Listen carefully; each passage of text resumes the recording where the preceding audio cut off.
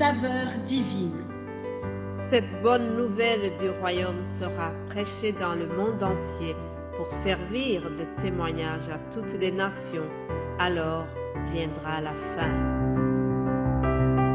Ce pain céleste vous est présenté par Immaculée Niraneza.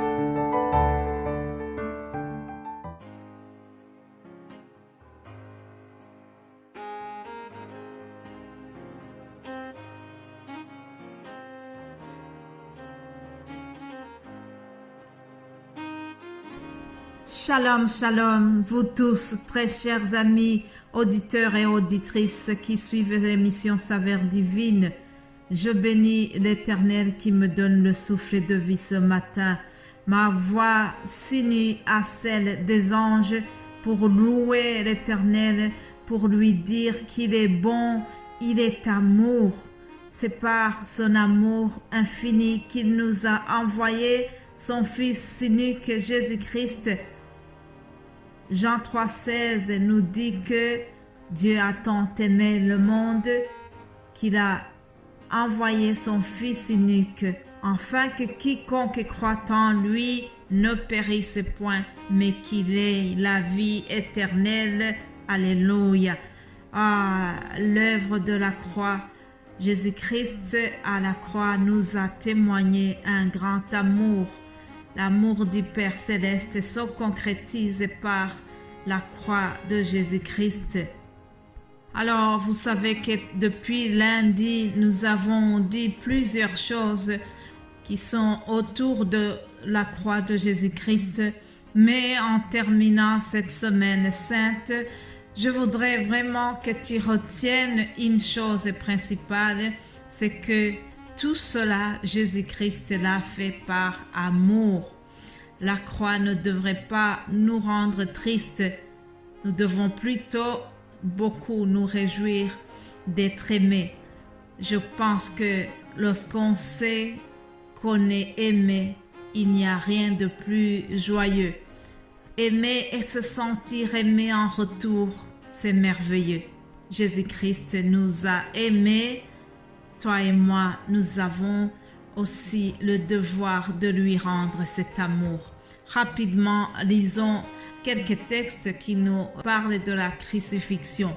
L'évangile selon Luc 23, à partir du verset 33, je lis ceci. Jésus crucifié. Lorsqu'ils furent arrivés au lieu appelé Crâne, ils le crucifièrent là, ainsi que les deux malfaiteurs, l'un à droite et l'autre à gauche. Jésus dit, « Père, pardonnez-leur, car ils ne savent ce qu'ils font. » Ils se partagèrent ses vêtements, en tira au sort. Le peuple se tenait là et regardait. Les magistrats se moquaient de Jésus, disant, « Il a sauvé les autres, qu'il se sauve lui-même, s'il est le Christ, l'élu de Dieu. »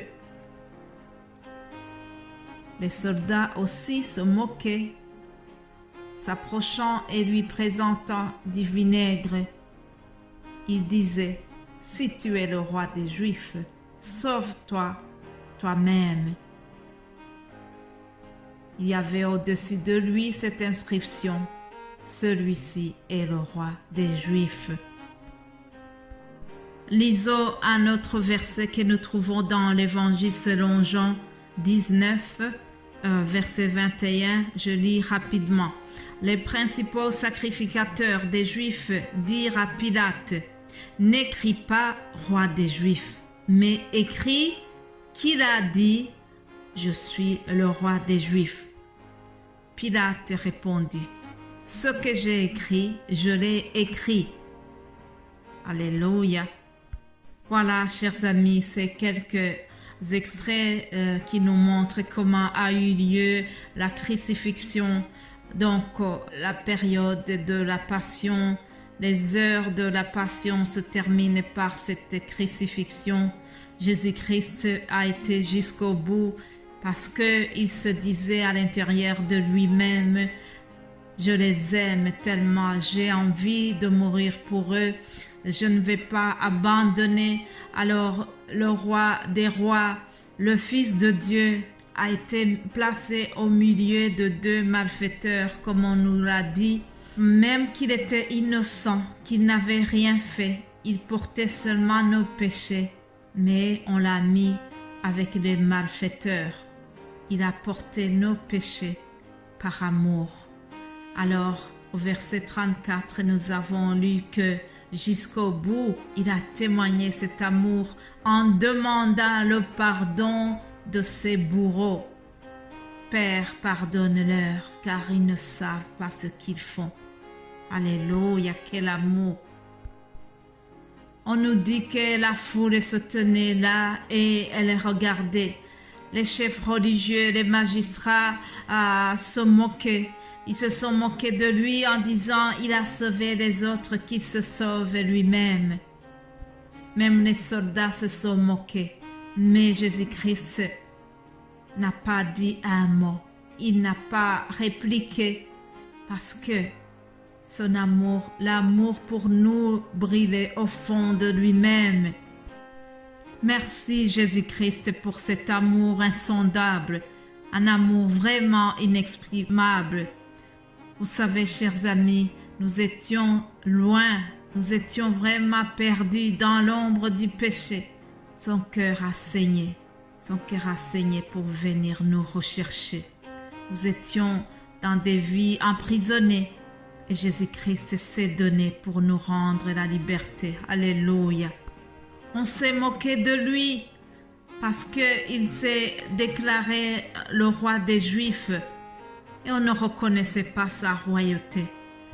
Il n'a pas compris que c'est le roi des rois.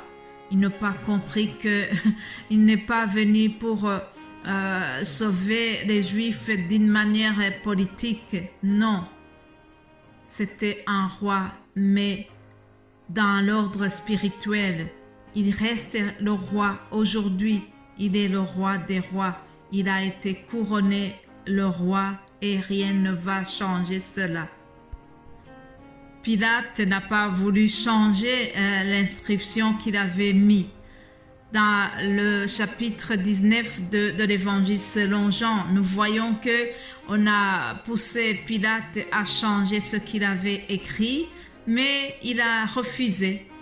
Il a gardé cette inscription « Je suis le roi des Juifs ». Alléluia. Comme quoi même Pilate avait prophétisé sur sa royauté.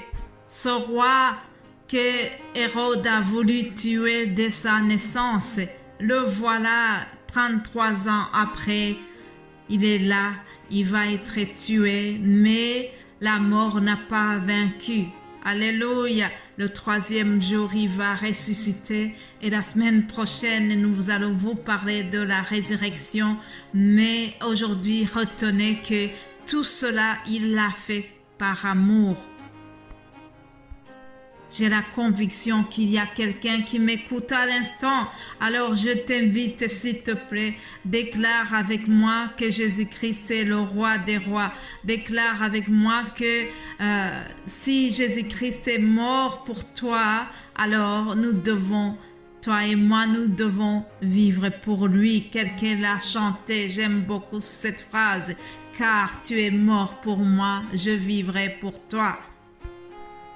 Merci Jésus-Christ, merci pour ton amour si parfait, qui a tout renversé, qui a tout supporté, qui a tout surpassé. On ne peut jamais mesurer cet amour.